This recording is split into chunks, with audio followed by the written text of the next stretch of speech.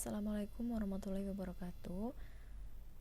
Perkenalkan, saya Hanifah dari TBIA semester 5, dan ini adalah video untuk presentasi mata kuliah pragmatik yang diambil oleh Bapak Nadif dan mengangkat tema atau topik pada pertemuan kali ini, yaitu tentang presupposition. Presupposition dalam bahasa Indonesia berarti presuposisi atau peranggapan. Nah, presuposisi ini berasal dari kata to presuppose, yang dalam bahasa Inggris berarti to suppose, yang artinya menduga sebelumnya atau dugaan sementara.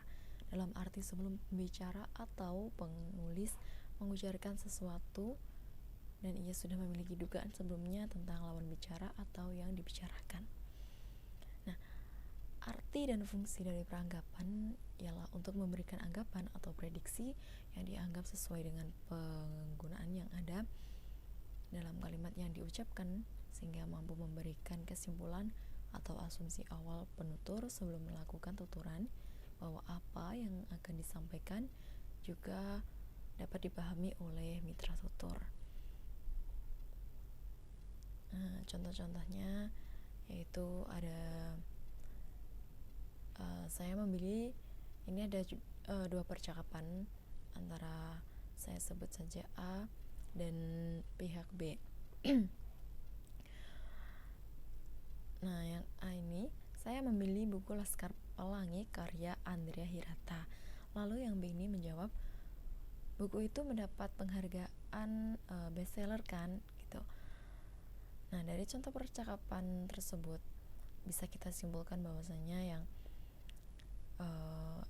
bahwa ada buku yang berjudul Laskar Pelangi dan ada seorang penulis yang bernama Andrea Hirata. Kemudian dari contoh yang B memiliki hubungan dengan percakapan pertama, yaitu buku yang ditulis Andrea Hirata yang berjudul Laskar Pelangi itu merupakan salah satu buku yang mendapat penghargaan bestseller. Nah, untuk contoh lainnya yaitu I'm sure John's wife is beautiful if he has a wife. Nah, dari contoh percakapan tersebut muncul beberapa peranggapan bahwa John seorang laki-laki, John memiliki seorang istri, dan istri John adalah sangat cantik. Lalu dengan adanya peranggapan yang tepat dalam sebuah percakapan, tentunya akan memberikan nilai tersendiri serta mempertinggi nilai komunikatif sebuah ujaran yang diungkapkan. Makin tepat peranggapan yang dihipotesiskan, makin tinggi pula nilai komunikatif sebuah ujaran yang diungkapkan. Dalam beberapa hal wacana dapat dicari melalui peranggapan. Peranggapan dapat membantu memberikan jawaban sementara dalam sebuah percakapan yang mengacu pada makna yang tidak dinyatakan secara eksplisit di dalam sebuah percakapan.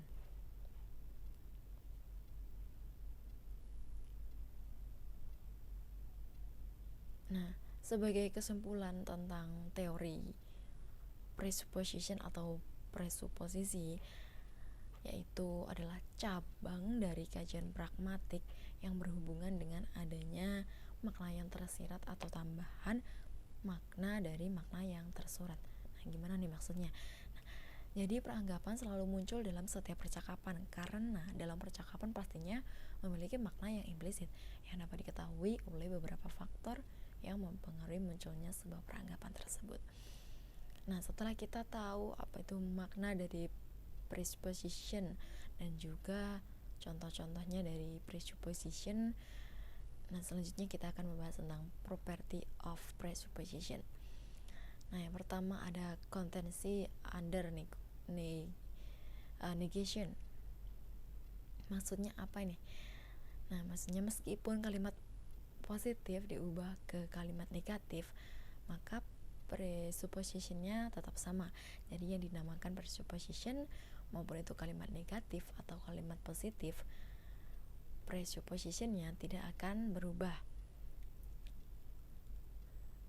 Ini jika statement benar, presuppositionnya benar. Jika statementnya salah, presuppositionnya tetap benar. Contohnya ya, pizza di Madiun tutup di hari Minggu, dan pizza di Madiun tidak tutup di hari Minggu. Ini ada dua statement yang berbeda, namun di sini presuppositionnya sama. Kita bisa menarik presuppositionnya, yaitu ada pizza di Madiun. Nah, intinya kan ada pizza di Madiun. Nah, itu poin dari presupposition. Yang kedua yaitu divisibility. Apa sih divisibility? Nah, divisibility ini adalah presupposition bisa di-cancel. Bisa di-cancel seperti implikatur. Nah, ada 3 faktor yang bisa menjadikan presupposition ini bisa batal. Yang pertama ada background assumption. Contohnya, Mary got married before she finished her S1 degree, dan Mary died before she finished her S1 degree. Yang pertama, kalau dia maksudnya ketika dia menikah sebelum dia menyelesaikan S1-nya. Yang kedua yaitu Mary meninggal sebelum dia menyelesaikan S1-nya. Nah, yang pertama tadi bisa di-cancel dengan yang kedua. Kalau yang pertama kan Mary menikah sebelum dia menyelesaikan S1-nya. Jadi artinya ya dia menyelesaikan S1-nya. Nah, yang kalau kedua ini maksudnya dibatalkan ketika dia belum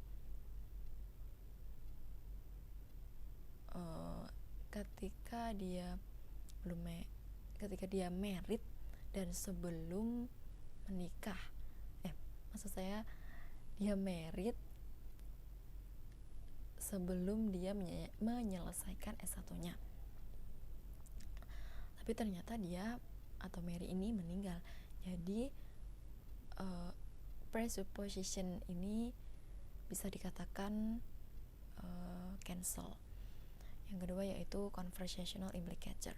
Sudah disebutkan atau dicontohkan pada pembahasan sebelumnya, yaitu tentang conversational implicature, yaitu sepupunya dari conventional implicature.